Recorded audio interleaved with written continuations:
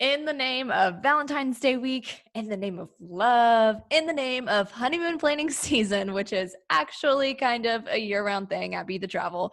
But regardless, we are kicking off the first podcast episode of 2020 by talking all things honeymoon planning. So if you're engaged, you're soon to be engaged, or maybe you're already married, but you're planning to do a later honeymoon, listen in to me and Be the Travel Advisor, Molly Gay, talk all things honeymoon planning in 2020.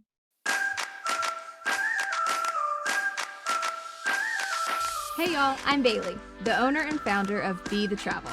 It's the business I started to help bring my clients' dream travel bees to life.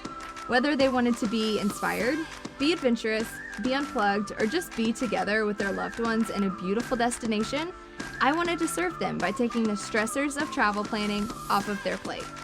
Right now, you're listening to Be the Travel Podcast, the place where I bring you my supplier and partner relationships, industry knowledge, and professional travel tips that I've accumulated along the way.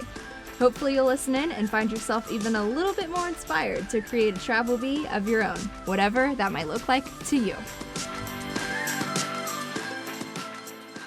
Okay, so hey Molly, first time on the podcast. Yes, hello everyone. My name is Molly Gay, and I am a travel advisor on the team here at Be the Travel. And she's awesome, and she is agreeing to talk honeymoon talk with me as she's driving to Atlanta. Yes, I am currently in the car, so if you hear any horns and honking in the background or anything like that, that's what that is. But yeah, excited to kind of get in front of you guys and hopefully meet some of you here soon if I haven't already. But yeah, excited to talk honeymoons. I know we've got Valentine's Day coming up, so wanted to get this out to you guys. While we're talking romance anyways, we figured this would be a good time to talk about honeymoons as well. I know. So we went to Instagram when we first decided that we were going to record this episode, and we kind of asked people, because a lot of the times when we start to plan a honeymoon with somebody, they say something along the lines of, well, we were going to try to plan this by ourselves, or we tried to do this on our own, but then, fill in the blank, whatever challenges they faced, and then they came to us for help. So we kind of asked people, like, what are your biggest hurdles that you face when you're trying to plan on your own? And what was your hesitation in the first place? And we got like lots of responses, which was cool. A lot of them were along the lines of like, how do we pick out where we want to go? How do I include everything that I want? It's hard to find the time for, wedding planning details are obviously very time consuming. And then to plan another trip on top of that is just super time consuming. So I think that was just like a lot of the hurdles that people face. And then their hesitation from reaching out to a travel advisor in the first place. Didn't get a ton of responses there. Maybe people were scared to say that to us, but we don't care. A lot of the worry was just like cost, and people are, wanting to be super hands-on, and maybe they don't want to like release some of that responsibility to somebody else, or they're hesitant about how much money it will cost to work with us. So we just kind of like want to talk everything along those lines. But we'll start with the fact that this is not a ad because I hate when you're listening to any kind of travel podcast and the travel advisor is asked like, what's your best travel tip? And they respond with like, oh, use a travel agent, which it's true, but like, I just like want to give helpful knowledge and like some actual food for thought and good tips to anybody that's wanting to plan their honeymoon soon.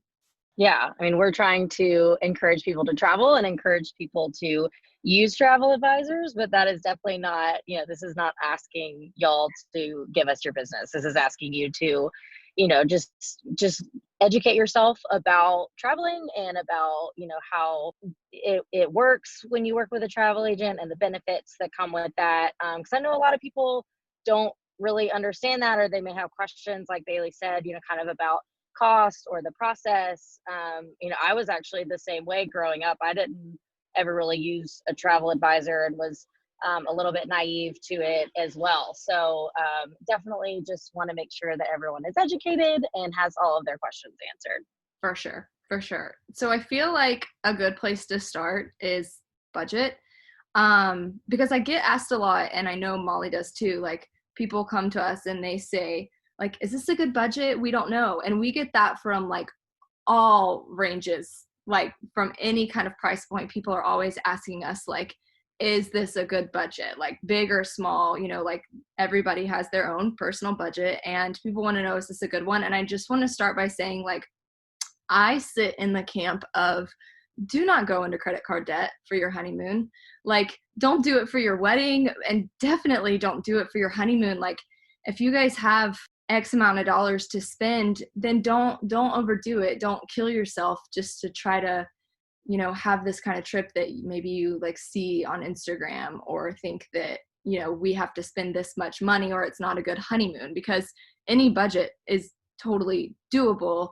It's just you have to be realistic about like what you want, and like even if you have $1,000 to spend, you just have to know, I guess, the best way to spend that, if that makes sense.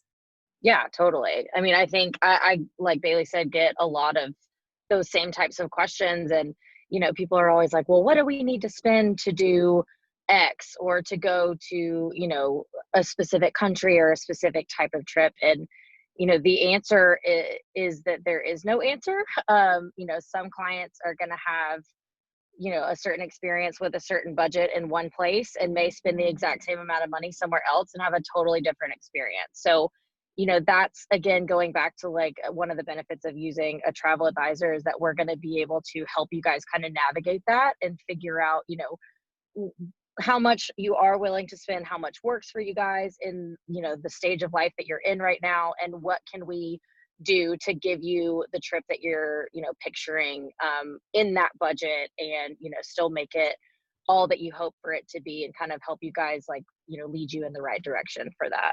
Yeah, definitely. And I'm sure that this podcast will be filled with like some like do's and don'ts.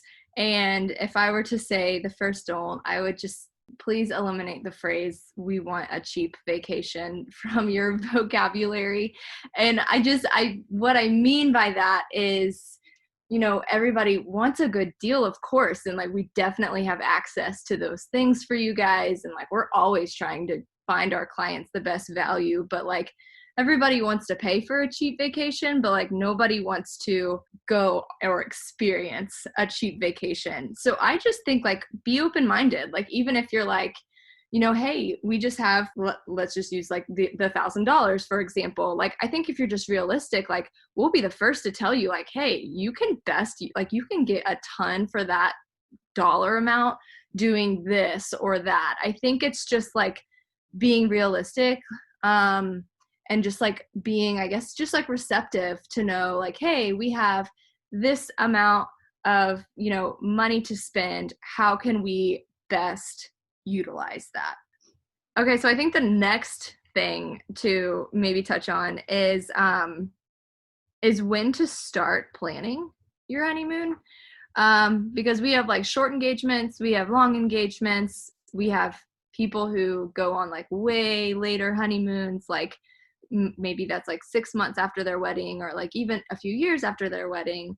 I think just like a good rule of thumb to mention is just like flights are released 11 months out. Starting in the beginning of this year, 2020, we actually had a ton of 2021 brides reaching out to us, which is awesome. I think me and Molly can both just like admire them being ahead of the game, and we love that. But when you're that far out, there's really not a whole bunch you can do. So I think it's like great to just start the conversation, but maybe like keep in mind that just even as far as flights are concerned, if it's January 2020, there's not much you can do for your October 21 honeymoon yet, except for just like maybe just like start researching. Yeah, absolutely. I was going to say, I spoke with a future bride a few months ago, and same, kind of situation where they were like, already trying to think ahead to 2021, which, I think is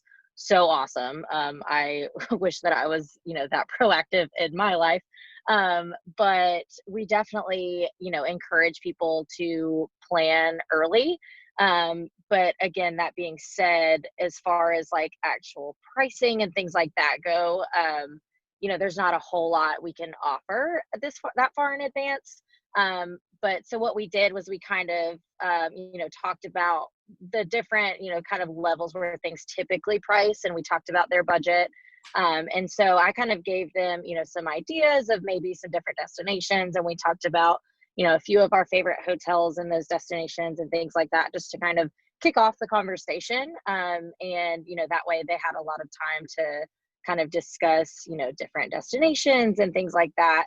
And we could kind of get to know, take a lot of time to get to know them and, figure out what types of travelers they are and what, where we think will be the best fit for them. But as far as getting anything nailed down, that's, pretty much impossible this far out.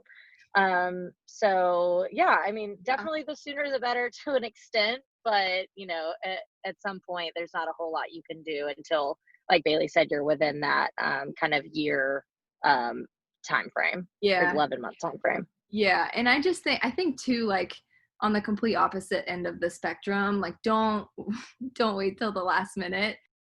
There's certainly times when booking travel where you can get some, like last minute sales or, like plan something super quickly because you found a great, last minute promotion or whatever. But your honeymoon is not the time to gamble on something like that. So I say, don't wait till the last minute betting on the fact that you're going to get a better price because like a lot of people ask me, well, I heard prices are cheaper on Tuesdays or the first whatever of the month. I think that used to be true, like back in the day, whenever they would, something about when they released flights. But right now that's kind of just a myth. It's really just supply and demand, as simple as that. So like once the flights are out, once the hotels have, released that availability and you can start booking rooms, just, I think, book when you're ready, like when you're ready to make that deposit, when you're in a position financially, when you can go ahead and commit and know what your budget is and, really just like get down to the nitty gritty of booking. I think that sweet spot is like really just like 9 to 6 months out. I know, Molly, aren't you working with some honeymooners right now that are they getting married this month? Yes, they're getting married in March. And they came to me super last minute, which, we're definitely gonna make a great honeymoon for them. And, it's not like we're gonna make it work. And we have a lot of really great options, thankfully, that do have some availability left that are a little bit outside their budget because, typically, like Bailie said, flights can tend to just go up. But, again, it's so unpredictable. So that's exactly right what she's saying about flights. It's not, based on a certain day. We're truly just based on demand and how many people are looking at it and things like that. But so we're doing a very quick last minute one right now. I was actually working on today, but so yeah, that being said, we can help you if it's a year out, we can help you if it's a month out, but best case scenario is, like she said, that kind of 6 to 9 month range, because then we've got time to kind of talk and weigh your options and get to know you guys as travelers and things like that. But we're also still able to see availability and all of that kind of stuff. So for sure availability is the kicker there too. You might have the perfect budget for the perfect honeymoon, but when you wait last minute, sometimes you do run into those availability issues. But the good news is those honeymooners came to Molly and she's going to make it perfect. So we're excited about that. Yes, that's the plan. I think another question kind of along the lines of the questions that came in through Instagram / just the conversations we have on a weekly basis, like thinking about when to take your honeymoon or how long should you stay. I think obviously the first big one is just like, what's your PTO with your work look like how long can you realistically go? But other than that, this might fall back into the budget category, but think about how long you want to go. And our advice just there is to just be flexible. Like if you have a stricter budget or you're just like, and when I say strict, I mean like, some people come to us and you can spend a lot of money on a honeymoon. So I never want to like put a dollar amount to something, but whatever it is, if you just can't go past this this dollar amount. If you keep in mind that, I mean, shaving one night from your trip can save you a lot of money, and maybe get you just like that next step in quality if you can just sacrifice just like one night. Like, just for example, like, you know, some people have in their mind like we have to have a 7-night stay, for example. But if some people are flexible to, you know, hey, if we shave just one night, if we just bump down to a 6-night stay, you know, this place then becomes within your budget, and it's exactly what you wanted. It's exactly what you're looking for. So my advice there is to just be flexible. And then also, speaking to flexibility, just be flexible as far as like when you can leave.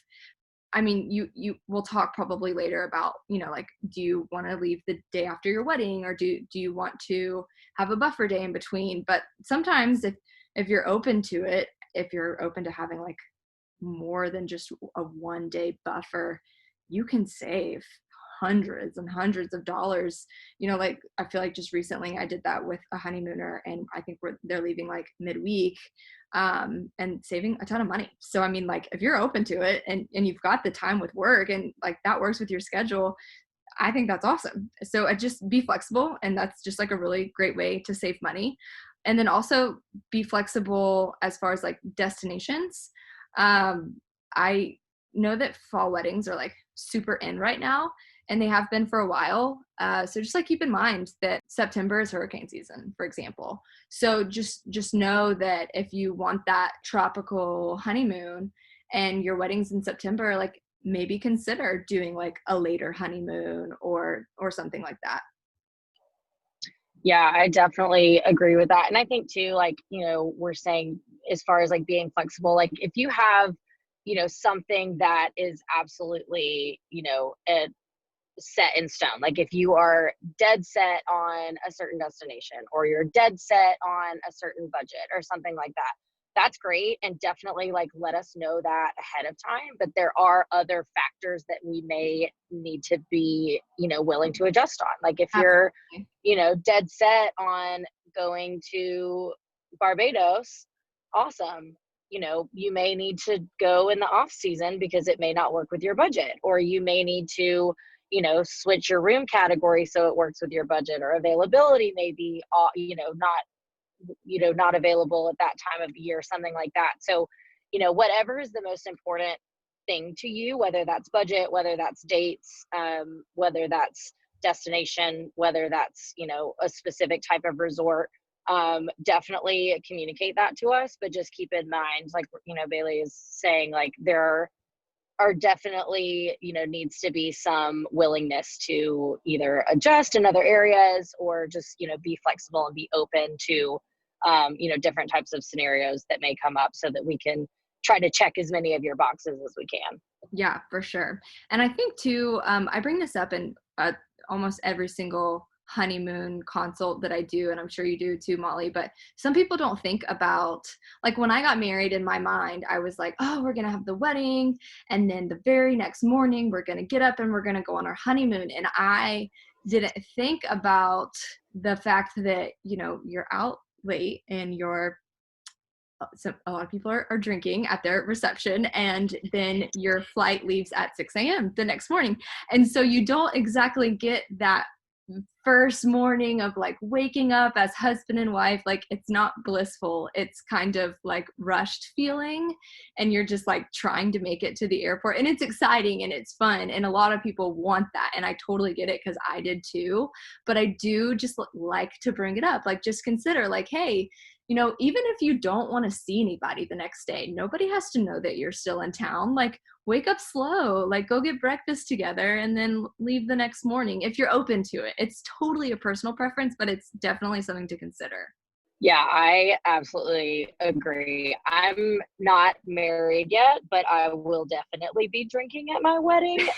And personally will not be getting up at 5 a.m. the next morning, just because I'm not a super early morning person. And a lot of, especially for like international travel, a lot of times you do have to get up early and get on, you know, especially if you're coming out of a smaller airport, like Bailie and I are in Nashville. So a lot of times, you know, if I'm going out of the country, I may have to, you know, go through Atlanta or go through Charlotte or Miami or something. And, to get up, get down there, and then make that longer flight, like it can typically be an early morning. So I definitely encourage people to, on all of my honeymoon consult calls, is just to kind of keep that in mind. I encourage at least one buffer day in between if people are open to it. Just to kind of like you're saying, just to be able to relax and, be totally refreshed when you get to the airport and, have time to unpack and repack. And, I think a lot of people do get super excited and you're like, oh, I got to cram everything in. And, we're going to do this whole big blowout wedding and then this big blowout honeymoon and it's all going to be great. And, you don't realize how exhausted you're probably going to be after all of that. And after a big full day, again, I've never done it personally, but I've been a bridesmaid and I've seen it. And there's so much that goes into it. Like, all of you brides listening, like, how, what all goes into the planning and leading up to the day of and all of that. And, we just want to make sure that you're taking all of that into consideration so that you feel like, totally 100% ready for your honeymoon. You're not still, thinking about stuff from the wedding or, still tired or whatever it may be. Like you're, up and ready and excited and, just can totally go and enjoy your honeymoon. Right, for sure. And at the end of the day, like, you best. So if you know that you're going to be the type of person that like, no problem, I'm up the next morning, like I'm fine, I'm ready to go, then that's great. But it's just not everybody knows to consider that. So just some food for thought. Next kind of thing I wanted to talk about just like a little bit is just like destination. A lot of people were like, we didn't even know where to start. Like we didn't know what destination to pick. And to that, I just kind of say like, you don't have to, again, like not an ad, but like your travel advisor can help you find the destination. That's like, we're good at that. Like it's our job, like you're good at what you do every single day. And we're good at helping people pick a destination, but we do want to know like what kind of trip are you picturing? Because sometimes I get on those consult calls and I'm like, so tell me about what you have in mind. And they just don't know. And that is something that me and Molly, like, we can't pick for you. Like we want, we don't know if you are the kind of vacationer that you just want to sit and in a room. Like I have couples that are like, hey, we have really stressful jobs. If we don't see another human being on our honeymoon, we're happy, like so happy. And then I have other people who are like, we'll be bored to tears if we don't like have other people our age to talk to, like we want to do that. Or some people want to relax. Some people want to be super adventurous. Like they can't sit still on a beach or at a pool for very long. Like they want to do something that's like much more adventurous and they want to go to Europe or South Africa or, something like that. So I think as long as you have in your head, like what the energy is going to be or what vibe you want or, be the travel, like what you want to be, then we can help assist you in finding that perfect destination. Yeah, absolutely. I try to ask that too. It's just, not necessarily like, where do you see yourself, but almost like, what do you see yourself doing? And what does your surrounding look like? And what does your environment look like? Are you, sitting at a beach all day, every day, drinking all-inclusive drinks? Or are you getting up and going hiking and zip lining or both? And, if you're doing both, we have options for that too. Like, there's going to be a solution for whatever it is that you're looking for. And our job is to kind of help you guys figure out what it is that you're looking for and where we can make that happen. Yeah, absolutely. And that's a fun conversation to have too. So like sit down with your future husband or wife and just like have that conversation with them. So like, what do you picture? Should we knock something off of our bucket list, like major, or like, do we just want to relax after the craziest year of our life? Maybe we bought a house this year, or maybe we spent the whole year planning a wedding or, whatever it is. And we just want to relax, it's whatever you want. We're just there to help bring it to life for sure. And then also this might fall back into the budget category, but just to note, like some people come to us and they say, hey, we have $6,000 to spend on an all-inclusive trip, which is cool. But some people come to us and say they have $6,000. And before I go any further, if you're listening to this and you're like, oh, that was me, I did ask that. We've had a ton of people ask us this. So don't feel bad at all. This is not us calling anybody out. This is us just like speaking knowledge into you that, if you have $6,000 to spend and you're not going to an all-inclusive type trip, we can't exactly, because some people will ask us like, well, we need to know for sure that like our bottom line will be no more than $6, including all of the food that we eat while we're there, including all of the drinks. And at that point, just like keep in mind that that's a little impossible for me and Molly to be able to tell you, because like we don't know how much you're going to spend at the grocery store. If you guys have like a condo type place in Hawaii and you know you want to go grab food at the grocery store, or we don't know how many times a day you're going to go out to eat or how many drinks you're going to order. There's just no way for us to like guarantee that if it's not at an all-inclusive place, like we don't know how much you're going to spend on food and drink. So unfortunately, like we can't promise that. So like maybe just go into the planning process with that mindset. Yeah. And we can definitely like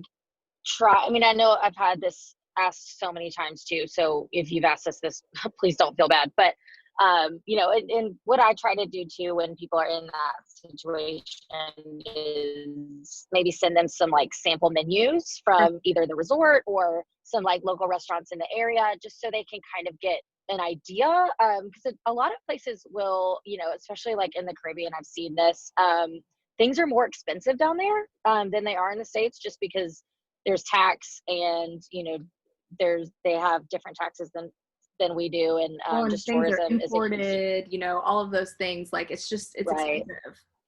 Yeah. And so that stuff adds up. So I try to kind of give people the tools to discuss their budget. But, you know, obviously like Bailey's saying, I can't, you know, I don't know if you're going to eat 4 big meals a day, or if you're the kind of person that's going to grab a yogurt and a salad and then, you know, you're not drinking. Like, I don't know, you know, For there's sure. no way for me to know that. And once you get there, you may totally change your mind and hear about this new great restaurant that you hadn't originally planned on it, you know, just things like that. So we can definitely kind of talk about different tools and like ways to navigate like how much, you know, you are going to budget for food and drinks and stuff while you're there. But there's definitely no like real way that we can guarantee you'll stay under a certain number.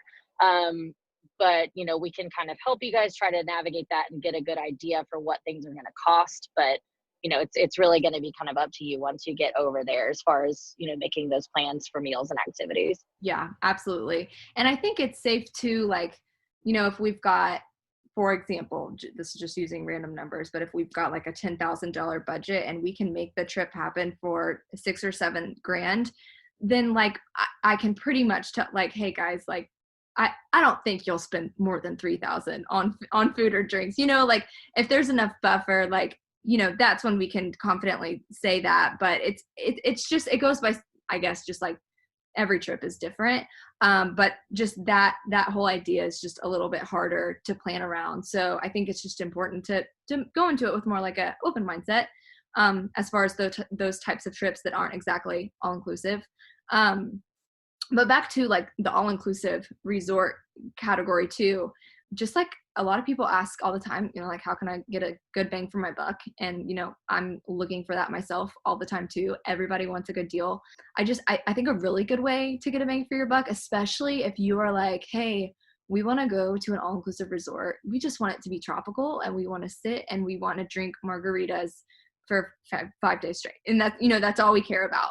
I think if that's the case, be open to like wherever you live, whatever your nearest airport is, and, you know, wherever flights are cheapest to get to, you know, whether it be Mexico or whatever.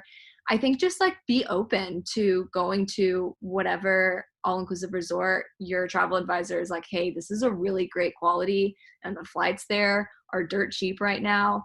And, you know, and be more open to go to that, because some people sometimes, maybe without even knowing, have a mindset of, oh, we're not going to leave the resort. We don't want to do anything, you know, unique to the destination, which is fine because they're honeymooners and you can do whatever you want for your trip. But if you have that mindset and you say, but we have to go to St. Lucia, sometimes I think that's just kind of a fixed mindset of, you know, they're caring a little bit too much about the passport stamp maybe, or just like saying that they've been somewhere, which like there's always time for that. And I think as far as just like getting the best bang for your buck, if all you're going to do is sit on the beach and drink margaritas, just like be open to what the best deal is at that time. Yeah, definitely. I mean, I'll use Mexico for example. Like Mexico has some absolutely gorgeous beaches, and for you to fly there versus flying somewhere like St. Lucia or Barbados, somewhere super far, you're looking at a lot longer flight time and a lot more expensive flight. Where like we're saying, if you are going to stay in the resort the whole time, we can definitely find you a very, very similar type of experience if you're willing to open up, to your options for different destinations. Yeah, like if you're not going to leave the resort, you're not going to know the difference. Let us just help you find the best deal kind of thing. So speaking of cost and everything, this is probably the last thing that we'll touch on as far as like honeymoon planning goes.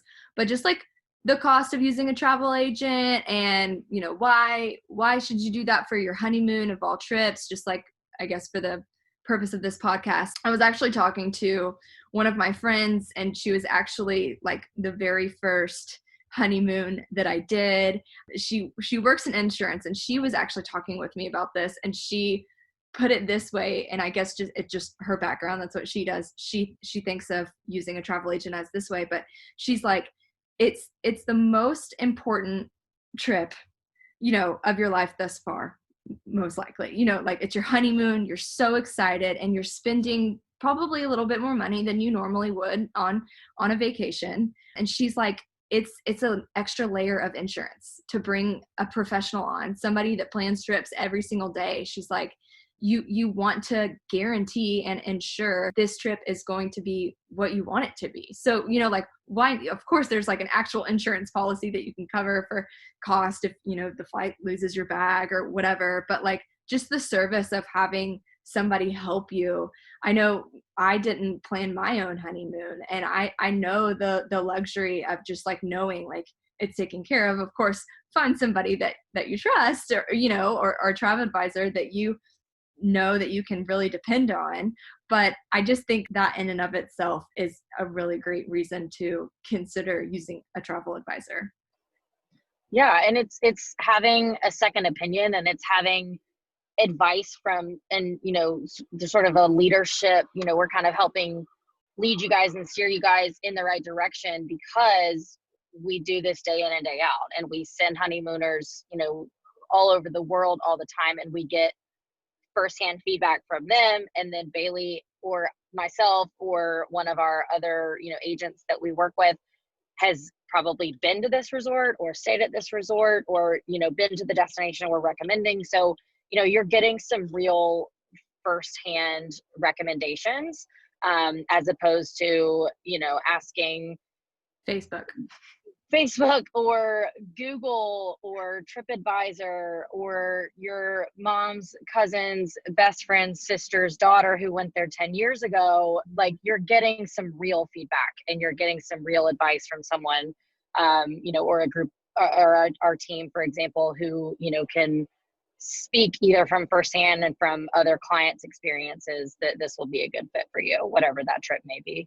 Yeah, for sure. And as far as just like the startup cost, I think a lot of people just get scared at the thought of, like, oh, like I don't want to pay somebody to do this trip for me. Like, I can do it myself, which just like full circle, it just brings us back to how most of our honeymoon consults start. Like, oh yeah, we tried to do this on our own, but that didn't work out. But just like the planning piece, like I always try to tell people, like, please don't let that scare you away.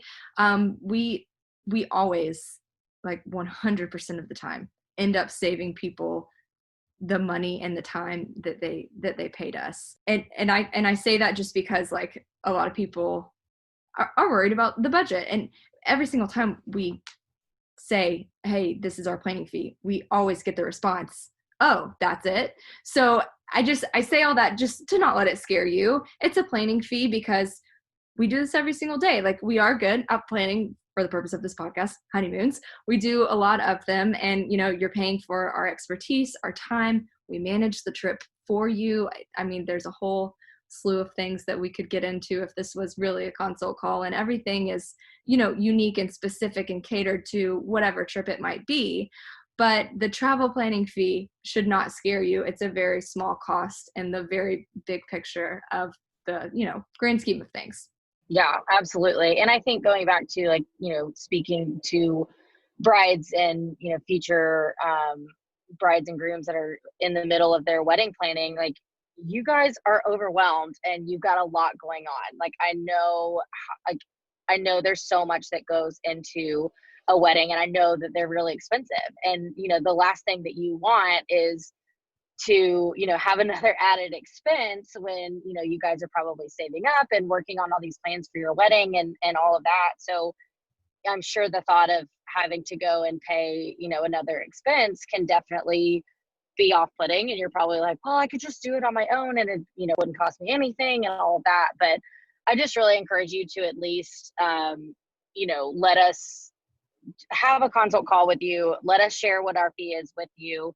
And then we can talk through kind of the pros and cons. Like we can, really show you how much weight this is going to take off of your shoulders. And, if you will give us the honeymoon and let, you guys focus on the wedding, we will let us take that, added stress off of you. In the end, like Bailey's saying, you're going to save money in the end, like in the long run. We're going to guarantee that you are getting the best price.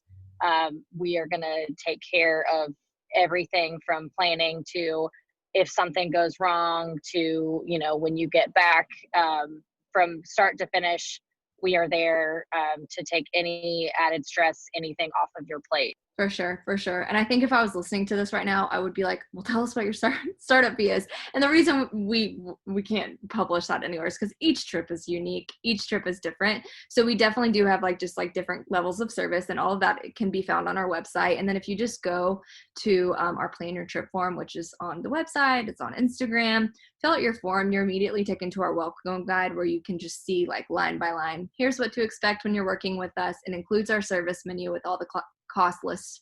So if you're interested, fill that out. And like Molly said, just have a conversation with us. We'd love to talk you through what we think is a really great service for planning your honeymoon. All right. So I think that pretty much sums it up. If you ever have any questions at all, we are super accessible via Instagram. You can call us, you can contact us through our website, you can email in at hello@bethetravel.com. Super easy to reach. And so future brides or grooms, because we know a lot of the grooms, the responsibility will fall on you for planning the honeymoon. We work with you guys all the time. So reach out to us. We'd love to help, or we'd love to just kind of talk through what planning a honeymoon with Be The Travel could look like for you. Hey y'all, thanks so much for tuning in. I really hope that you loved what you heard today. And if you did, share it with a friend. Take a screenshot of this episode and send it to them so that they can listen in too. Or post it to your Instagram story and tag us at BeTheTravelgram. Or write a comment below and let us know what you think. Your support means the whole big, beautiful world to Be The Travel. And until next time, happy travels.